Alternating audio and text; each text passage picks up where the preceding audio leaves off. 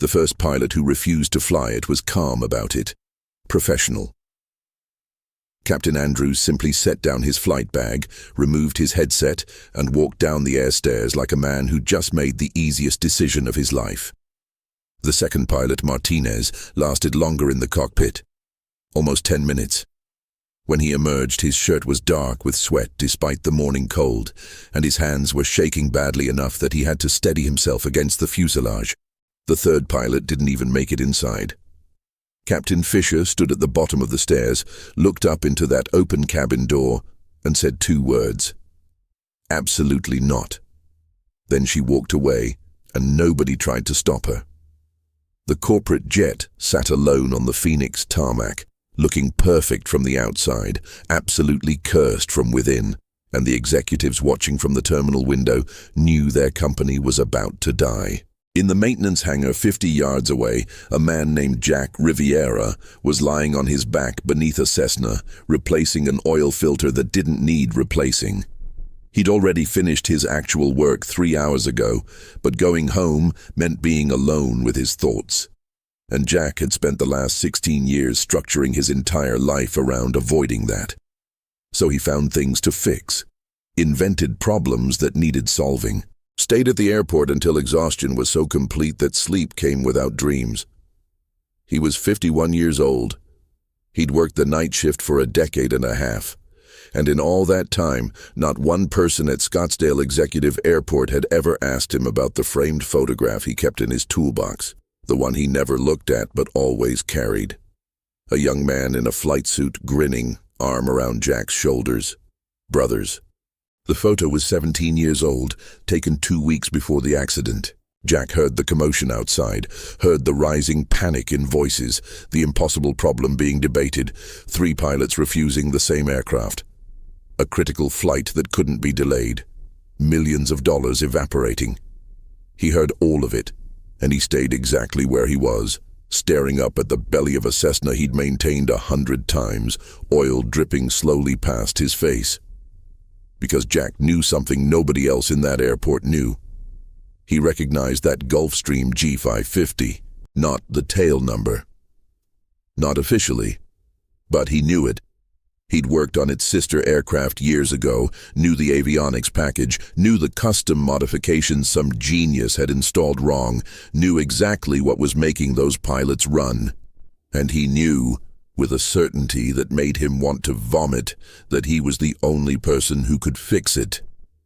Which meant he'd have to do the one thing he'd sworn he'd never do again. He'd have to fly. Jack didn't move for another 5 minutes, just lay there beneath the Cessna, listening to his own breathing, feeling the cold concrete against his back. The voices outside were getting louder, more desperate. He could picture them perfectly without seeing them. The executives in their suits that cost more than his truck. The operations manager running calculations on how badly this would hurt. The pilots standing firm, trusting their instincts, doing exactly what they should do. Smart people making smart choices. And then there was Jack, the night mechanic, the man who came in after everyone left and fixed things in silence, the invisible one. His phone buzzed in his pocket. A text from Sarah Chen, the safety director. 3 words. Jack, please come. She was the only person at the airport who knew. Not everything, but enough. She'd found him once, 2 years ago, sitting in his truck at 3 in the morning, staring at that photograph. She hadn't asked questions, just sat with him until the sun came up. Sometimes that's what kindness looks like. Sitting with someone's pain without trying to fix it. Now she was asking him to move, and Jack felt every muscle in his body resist. He thought about his brother Michael. Brilliant, reckless Michael, who'd talked Jack into that flight 17 years ago. A quick hop to Vegas, just the 2 of them, test out the new instrument rating Jack had just earned. Michael in the right seat, coaching, encouraging. Jack at the controls, confident, maybe too confident. The weather report had mentioned possible turbulence. Light to moderate. Nothing a good pilot couldn't handle. Jack closed his eyes. He could still feel it. The way the aircraft had dropped, sudden and violent. the way Michael's coaching had turned to alarm. The split second where Jack had overcorrected, muscle memory from his limited experience taking over, doing exactly the wrong thing. The sickening sensation of losing control. Michael grabbing for the yoke, both of them fighting the aircraft and each other. The impact. The silence after. Jack had walked away with a broken arm and shattered ribs. Michael hadn't walked away at all. If this story reminds you that some burdens are carried in silence for years, consider subscribing to join our Kindness Pure family. Jack finally rolled out from under the Cessna and stood up slowly, joints protesting. His coveralls were stained with oil and hydraulic fluid, and 16 years of hiding. He walked toward the terminal building with heavy steps, each one feeling like a betrayal of the promise he'd made at Michael's funeral. Never again. Never put himself in a position where his decisions could kill someone. Never trust himself with anything that mattered. The terminal's glass doors reflected back a man who looked older than 51. Gray stubble, tired eyes, hands that were steadier with a wrench than they'd ever been with a control yoke. He pushed through the doors. The conference room was chaos. Sarah saw him first, relief flooding her face. She stood quickly, moving to intercept him before the others noticed. "Jack, I'm sorry. I know what I'm asking, but nobody else." He held up a hand, stopping her. "Show me the maintenance logs." His voice came out rough, unused to speaking. Sarah handed him a tablet, and Jack scrolled through the data. There it was, the custom avionics integration, the same catastrophic design flaw he'd seen before, years ago in a different aircraft. A modification that created feedback loops in the electrical system, phantom errors that looked real, symptoms without disease. Dangerous as hell if you didn't know what you were looking at. Fatal if you tried to troubleshoot it in the air without understanding the architecture.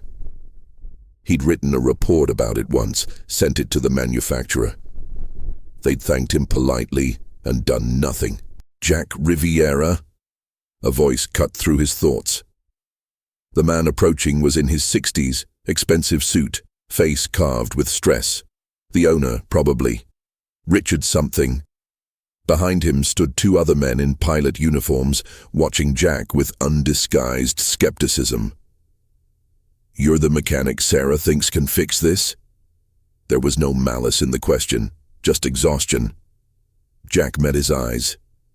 "I'm a mechanic, yes. But that's not why I can fix this." He set down the tablet. 17 years ago, I worked on the prototype aircraft that used this same avionics package. I know exactly what's wrong. I documented it. Nobody listened. Richard's expression shifted, something like hope flickering. "Can you fix it from the ground?" Jack shook his head. "The reset sequence requires flight conditions, specific altitude, specific system loading. Someone needs to be at the controls who knows exactly when to initiate each step of the cascade shutdown." The words felt like swallowing glass. Someone like me. One of the pilots stepped forward, older, with the weathered face of a career aviator. "You're not just a mechanic." It wasn't a question. Jack looked at him for a long moment. "I was a pilot. Private license, instrument rated. I flew for 3 years. He paused. "Then I killed my brother and I never flew again." The room went silent. Jack turned to Sarah. "You want to know if I can do this?" "Technically, yes. Emotionally?" He laughed, a bitter sound. "I have nightmares about being in a cockpit. I wake up choking. But you're right. Nobody else can fix this aircraft. So I guess we're about to find out if cowards can be useful." Richard didn't respond immediately. He walked to the window, looking out at the Gulfstream that represented everything he'd built over 30 years. When he spoke, his voice was quiet. "My daughter is getting married in Singapore in 4 days. I've missed too many moments in her life, business trips, emergencies, always something more important. This time I promised her I'd be there, that nothing would stop me." He turned back to Jack. That aircraft is the only way I make it. Every charter within 1,000 miles is booked or grounded. If I don't fly today, I break another promise to the only person who still believes my word means something. He moved closer to Jack. You say you killed your brother. Tell me what happened. Jack felt his throat constrict. It was supposed to be a celebration flight. I'd just gotten my instrument rating. Michael, my older brother, was a commercial pilot. He'd taught me everything. That day he wanted to see what I'd learned. We filed for Vegas, just a quick trip. Weather was marginal but legal. I was confident. Stupid. He stopped, the memories flooding back with physical force. We hit turbulence 30 minutes in, severe, came out of nowhere. The aircraft dropped. I overcorrected. Michael grabbed the controls. We fought each other for maybe 2 seconds. 2 seconds. That's all it took. We went into a spin I didn't know how to recover from. Michael was trying to talk me through it, but I panicked. We crashed in the desert. He died before the helicopter arrived. I had a broken arm. Sarah's voice was gentle. The NTSB report said it was spatial disorientation combined with extreme turbulence. They called it an accident, Jack, not pilot error. Jack looked at her with eyes that had never stopped seeing that crash. Michael would have recovered if he'd been at the controls alone, if I hadn't frozen, if I hadn't fought him. The report was kind because I was young and traumatized. But I know the truth. He died because I wasn't good enough and I thought I was. He turned back to Richard. So now you know. The man you're thinking about trusting with your life can't trust himself. How does that feel? Richard was quiet for a moment. Then he did something Jack didn't expect. He pulled out his phone and showed Jack a photo. A young woman in a college graduation gown, beaming. This is Emily, my daughter. She's 28. Brilliant. Kind. Everything I'm not. His voice cracked slightly. Her mother, my wife, died when Emily was 10. Cancer. And I coped by working. By building this company. By convincing myself that providing financially was the same as being present. It wasn't. Emily grew up with nannies and boarding schools and a father who showed up for maybe half her important moments. He looked at Jack with raw honesty. I've spent 18 years being a coward in a different way, afraid of grief, afraid of being the parent she needed. And now I have a chance to show up, to be there for the most important day of her life. I'm asking a broken man to help another broken man try to do one thing right. The words hung in the air between them. Jack felt something shift in his chest, not healing, not forgiveness, just recognition. The acknowledgement that pain has many faces and everyone carries something. He looked at Sarah, who nodded almost imperceptibly. Then he looked at the older pilot who'd been watching this exchange in silence. If I do this, I'll need someone in the left seat, someone with enough experience to take over if I fall apart up there. If the panic wins. The pilot stepped forward, extending his hand. Captain James Wolfe, retired Air Force. 38 years flying everything from cargo planes to fighter jets. I've flown with scared pilots before. Hell, I've been the scared pilot before. But if you know this aircraft's soul, the way Sarah says you do, then I'll trust you. Jack shook his hand, feeling the strength and the acceptance in that grip. I can't promise I won't break. James smiled slightly. Son, we're all broken. That's not what matters. What matters is whether we show up anyway. 20 minutes later, Jack stood at the base of the Gulfstream's air stairs, and his legs wouldn't move. James was already in the cockpit, running pre-flight checks.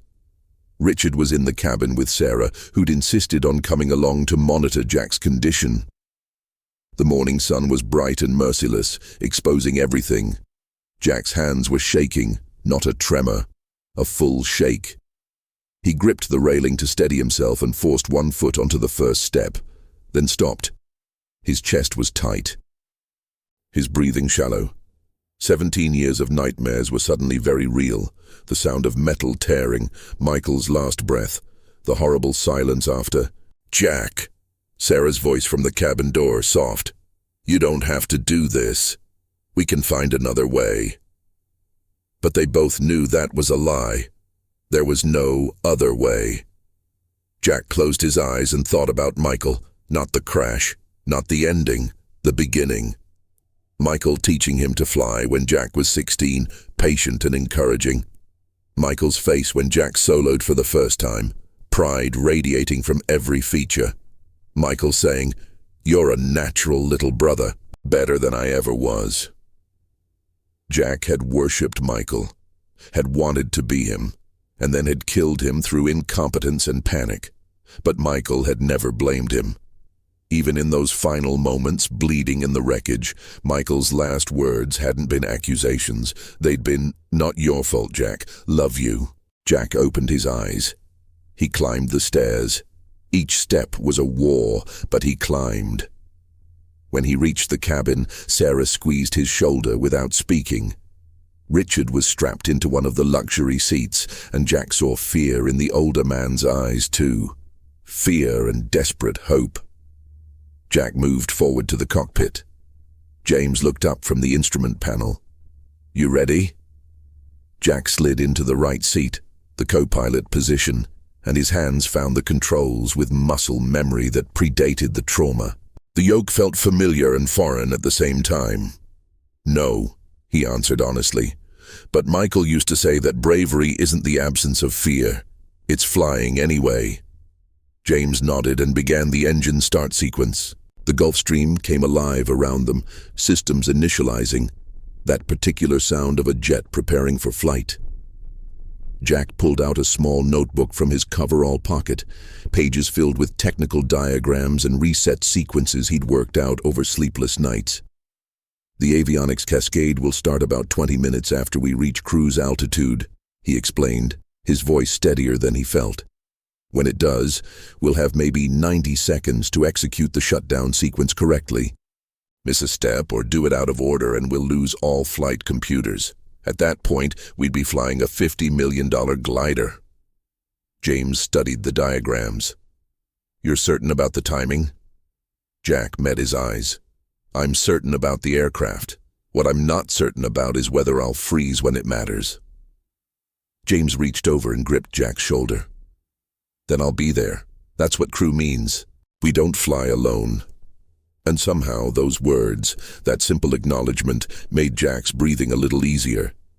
They taxied toward the runway as the sun climbed higher, two broken men and one desperate father, trusting each other because trust was all they had left.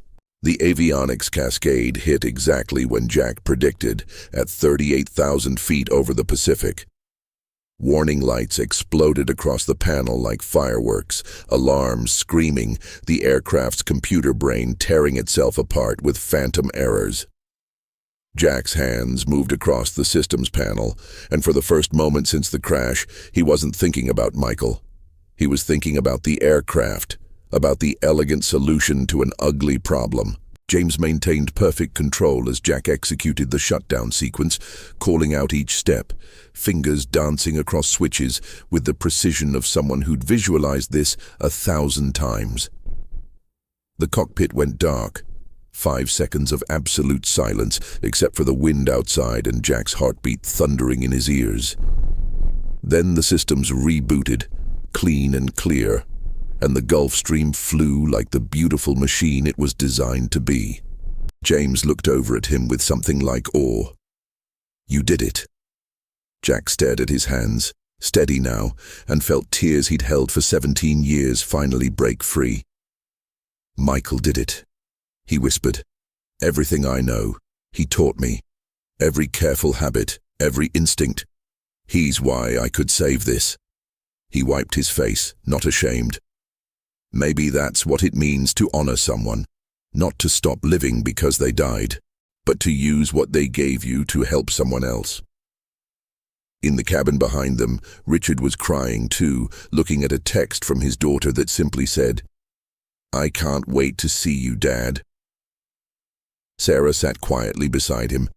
And when Jack emerged from the cockpit after landing in Singapore, she just hugged him without words. At the terminal, James handed Jack a business card. "There's a flight school that needs an instructor, someone who understands fear and flies anyway. Someone who knows that the best teachers are the ones who failed and learned." Jack looked at the card, then at the sunrise painting Singapore gold. He thought about Michael, about second chances, about the fact that maybe, just maybe, carrying someone's memory doesn't mean being buried by it. For the first time in 17 years, Jack Riviera allowed himself to imagine tomorrow. Not without the pain. Pain doesn't disappear, but with purpose alongside it, with the possibility that broken things can still be useful, that invisible men can step into light, that some flights, the hardest ones, are the ones that finally bring you home.